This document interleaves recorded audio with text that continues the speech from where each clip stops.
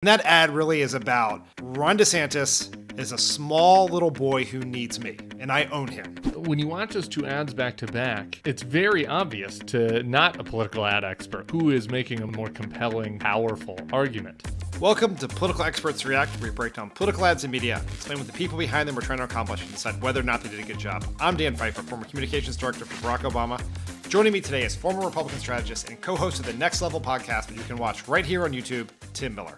Tim Miller, welcome back to Political Experts React. You have worn your Denver Nuggets hat. You have a hot basketball take you would like to offer. Please offer it. Well, it is good to be back, Dan. I'm grateful for you to have me. And I just want to congratulate you sincerely on the first sympathy MVP in the history of the NBA. I mean, it's a participation trophy society now. I'm a lib now. You know, I've crossed over and everyone gets a trophy. I think that's nice. All right, let's get into the real business here since both of our teams could be eliminated by the time this airs. Okay, the first ad we're going to watch is from a pro Ron DeSantis super PAC called Never Back Down.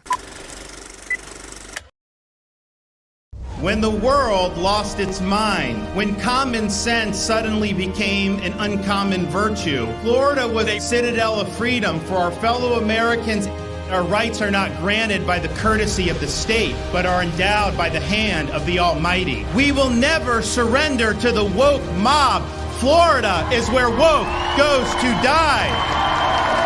We insist on the restoration of time-tested constitutional principles so that government of, by, and for the people shall not perish from this earth. We, the people, are not destined for failure. I don't care what corporate media outlets say. I don't care what Hollywood says. I don't care what big corporations say. Decline is a choice, and freedom is worth fighting for. We will stand firm in the faith. We will be courageous. Here I stand. I'm not backing down. Never Back Down Inc. is responsible for the content of this advertising. Now, if you listen to liberal podcasts like Pod Save America, one strain of argument you hear all the time is that the best argument against Trump is one of electability. That he's a loser, can't beat sleepy Joe Biden, cost Republicans the Senate in 2022, and will cost them everything in 2024.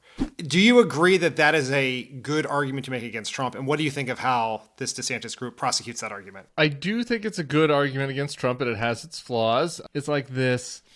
I'm trying to be cute. We're trying to be clever. You can see in the background, there's a New York Post headline, about how they used to like Trump and now they like me. I'm trying to imply that it's time to move on from Trump. We're doing the sticker thing. It comes off as very politician-y.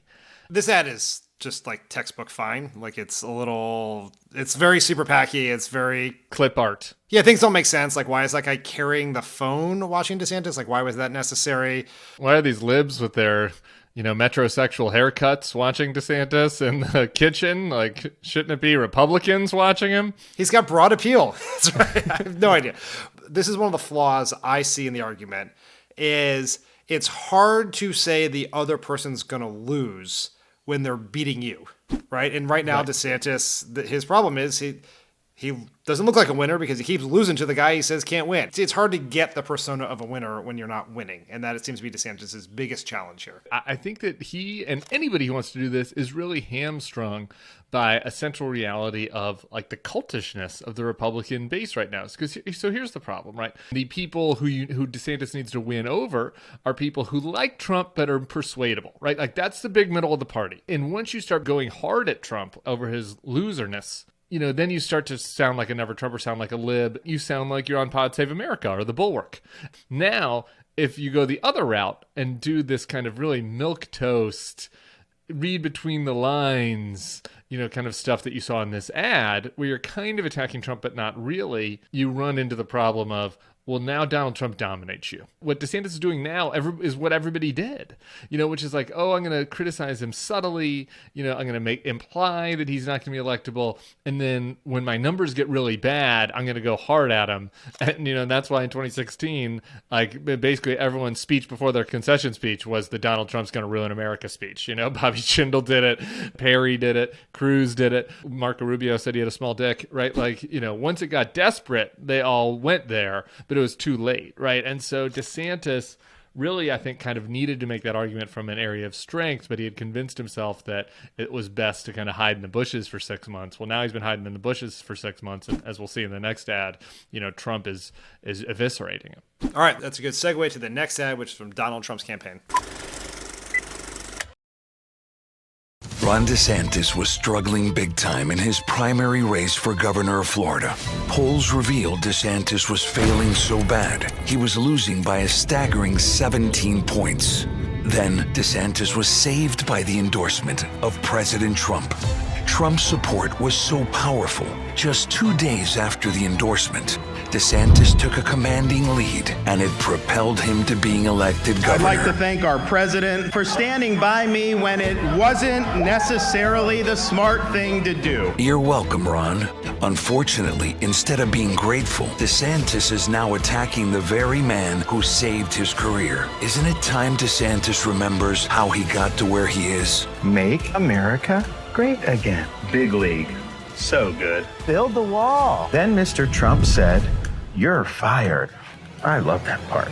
Truth is, there's only one person who can make America great again. I mean, that's really a tour de force. What's your analysis of it? I want Trump to lose more than anything, okay? Just getting that out clear before I say my next thing. That ad is great. Just went right at the heart of the DeSantis argument. He's not a winner, actually. Trump is a winner. DeSantis begged Trump to help him, to save him, right? And so you watch that and you see how DeSantis sucked up to Trump so shamelessly in 2018. Even DeSantis in his own words says that it wasn't smart to support DeSantis, but Trump did it anyway. Man, when you watch those two ads back to back, it's very obvious to not a political ad expert, like who is making a more compelling, powerful argument. I also don't want to compliment Trump. That gets me in trouble with literally everyone I know. But he truly understands power dynamics. And that ad really is about Ron DeSantis is a small little boy who needs me, and I own him. Right? He gets that. He always gets it. It's how he managed Congress. It's how he has treated Kevin McCarthy. He makes him pick out his starbursts for him. The reason he said he wasn't going to do these debates is because, and he said it out loud, debates are for people who are losing and I'm winning. Why would I debate? Which is strategically 100% correct. Yeah. But in this case, there's also this idea that DeSantis is following, which is you don't say your opponent's name. You just get all the downside and none of the upside. And that shows like a strength disparity between the two. DeSantis looks like a wuss. And Trump looks like he could beat him up. And strength matters a lot in politics, and it really seems to matter in Republican primary politics. And the thing is, unfortunately, for DeSantis and for anybody going against Trump, is they can't say what they really think about Trump, right? Because as soon as they do, they're going to reveal themselves to be on the outside of this kind of MAGA culture.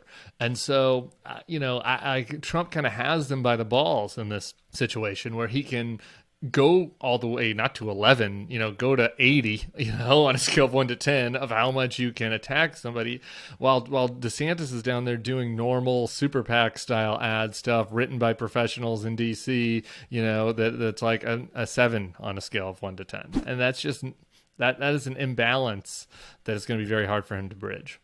As longtime viewers of this video series know, I'm willing to do almost anything to get people to quote unquote smash that subscribe button. But I've hit my limit. There is a level to which I will not stoop. And I will tell you what that level is. I'm now going to read to you the copy that was provided to me today. These are not my words. These are the words of our very able producers. Here we go. With the NBA playoffs heating up, it's clear that strategy, teamwork, and leadership are crucial to success. And the same can be said about politics, where every campaign is essentially a battle for votes. So if ready to take your political analysis game to the next level, smash that subscribe button. Now, you know me. You know that's a thing I would never say. I could not do that without some sense of irony or self-hatred. But I wanted to just pull the curtain back so you could see what I deal with every day as I try to bring you this video series. The last ad we're going to watch is from your former employers from a long time ago, the Republican National Committee. It's been a decade now. Yeah. I know I look young, but it has been a while. This is the ad they put out in response to President Biden's announcement that he was running for re-election. This just in, we can now call the 2024 presidential race for Joe Biden. My fellow Americans. This morning, an emboldened China invades Taiwan. Financial markets are in free fall as 500 regional banks have shuttered their doors. Border agents were overrun by a surge of 80,000 illegals yesterday evening. Officials closed the city of San Francisco this morning, citing the escalating crime and fentanyl crisis. Who's in charge here? It feels like the train is coming off the tracks. One notable thing about this ad, for those viewers who did not catch it when it came out, is that all the images were generated with artificial intelligence. That got a ton of attention. A lot of people very concerned about it. Do you have any reaction or care at all that they used AI-powered image generation to make these images? I mean, no, I guess it got them some earned media for the ad, so maybe there's a small ball, kudos for that to the press person there. But I mean, it'd be different if they were doing AI images that were, like your friend Tommy likes to do compelling AI Joe Biden audio. I would feel differently if it was something like that. But doing these like images created by computers, is that really any worse than using just stock photos of old border crossing? I don't really think so. So no, that doesn't bother me. What bothers me about the AI thing is less about like kind of on getting on the moral high horse about whether AI should be used in political ads or whether that's misinformation or not.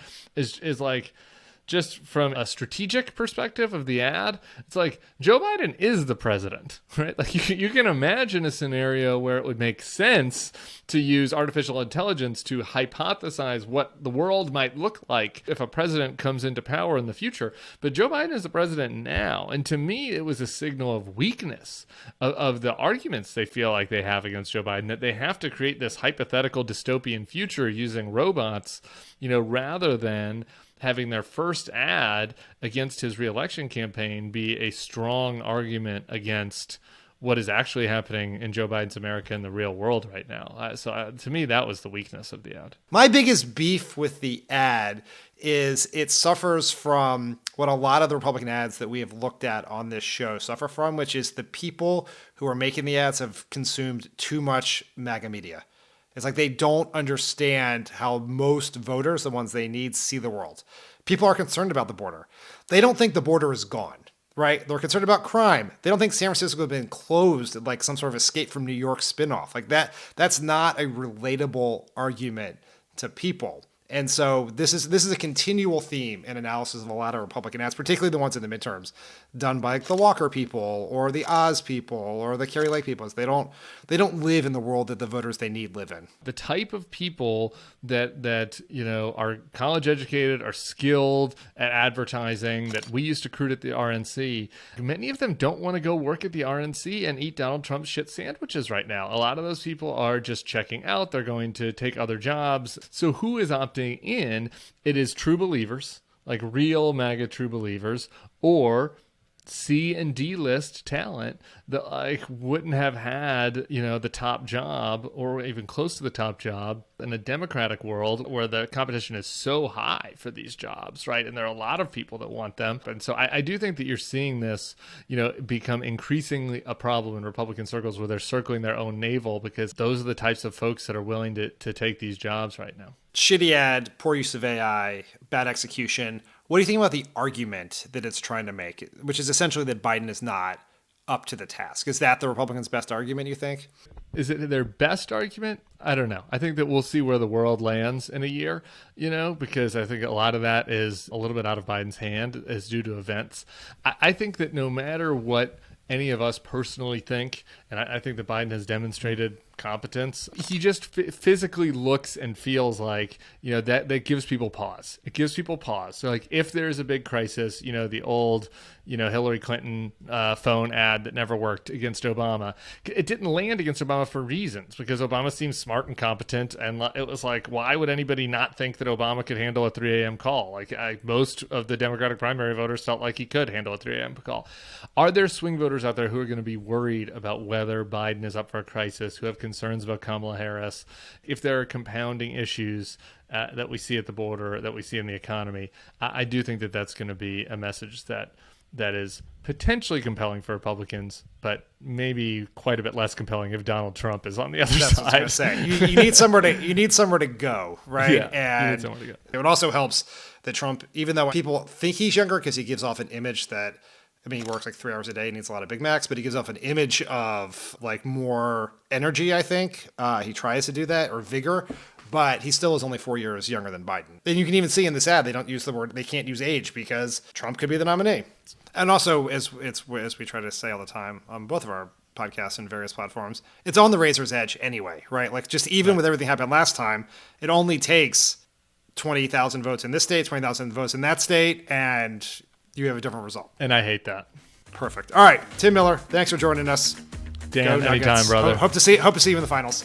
Sounds good. Back at you. Yes. Go Nugs. Thanks for watching these ads and videos with us. If you have anything you'd like us to break down, let us know in the comments. See you all next time.